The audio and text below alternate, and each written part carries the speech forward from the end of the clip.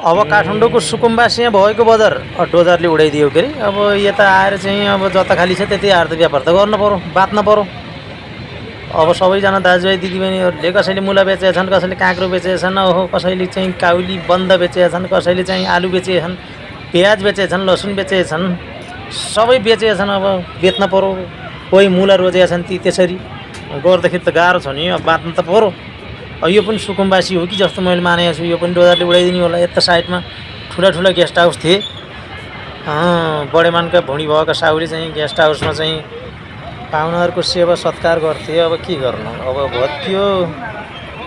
अब हिजोका दिनमा पनि देशले कोल्टे फेर्छ भन्दा भन्दै देश उत्ता नै पारिदिए भन्छन् सबैले। हुन पनि त्यस्तै भयो। अब के गर्ने, अब त केही होला कि भन्ने आशा छ। कतै कतै शङ्का पनि छ बरै के हुने। जे होस् राम्रै होला। मेरो देशमा सबै दाजुभाइ दिदीबहिनी रोजगार पाउने छन्, शिक्षा पाउने छन्।